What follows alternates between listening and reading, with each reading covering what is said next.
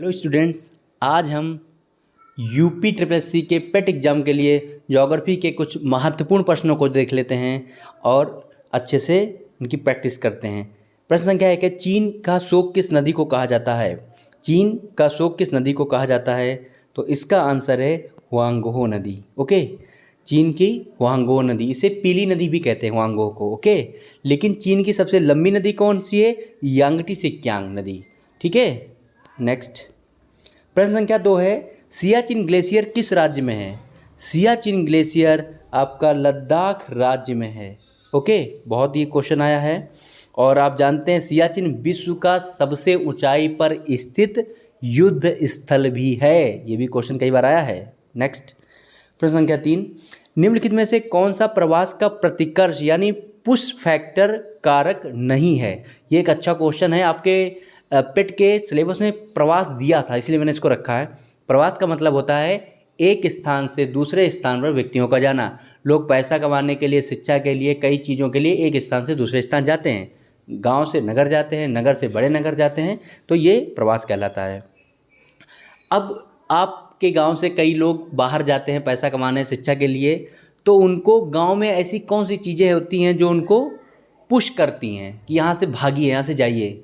तो उसमें क्या आता है? बेरोजगारी आती है, बेरोजगारी है, दंगा है, महामारी है, रहन सहन आदमी अच्छा चाहता है, और भी कई चीज़ें हैं जो गांव में अच्छी नहीं होती, जो आपको गांव से भगाती हैं। उनको कहते हैं प्रतिकर्ष कारक यानी पुश फैक्टर।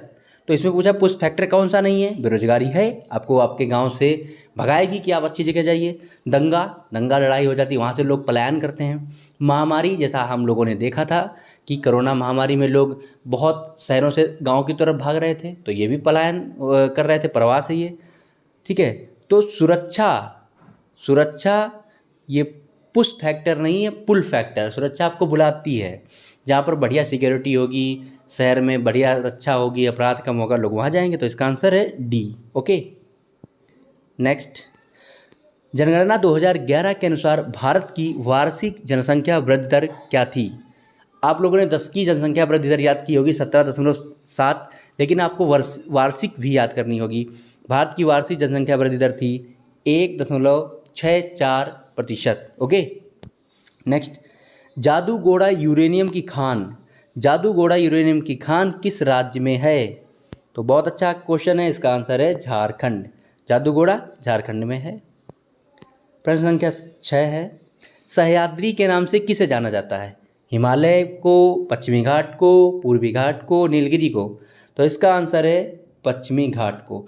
सह्याद्री पश्चिमी घाट और हिमाद्री हिमालय को कहते हैं। ओके, नेक्स्ट, भूजल को बचाने के लिए भारत सरकार ने किस नाम से सरोवर बनाए जा रहे हैं? ओके, तो बहुत अच्छा सा इसका आंसर है अमृत सरोवर। ओके, भारत का पहला अमृत सरोवर रामपुर डिस्ट्रिक्ट उत्तर प्रदेश में बनाया गया था, इसको भी आप याद रखें। ओके स्टूडेंट्स, प्रश्न संख्या 8 है, निम्नलिखित में से कौन सा खनिज आधारित उद्योग है?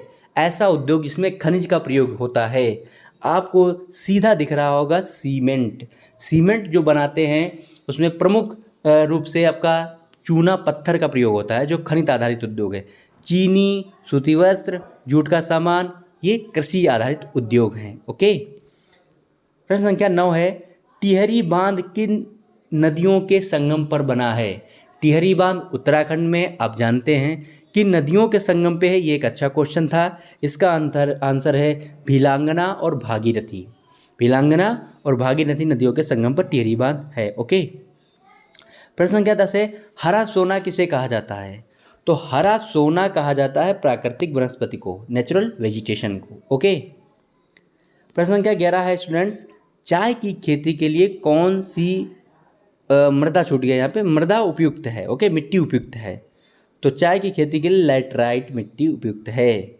ओके, लाल मिट्टी में मोटा अनाज होता है, जलोढ़ मिट्टी में धान और चावल अच्छा होता है, काली मिट्टी में कपास होता है। ये प्रमुख फसलें हैं मिट्टियों की। ओके, नेक्स्ट, भारत का सबसे लंबा राष्ट्रीय राजमार्ग कौन सा है? कौन सा नेशनल हाईवे NH कौन सा सबसे लंबा है? तो इसको याद कर लीजिए, NH44, NH44। तो श्रीनगर से कन्याकुमारी तक ये है वर्तमान में यही भारत का सबसे लंबा राष्ट्रीय राजमार्ग है। ओके, राष्ट्रीय राजमार्ग से संबंधित एक स्वर्णिम चतुर्भुज योजना भी चलाई गई थी, जो भारत के 4 प्रमुख नगरों दिल्ली, मुंबई, चेन्नई, कोलकाता को जोड़ती है। Okay, thank you.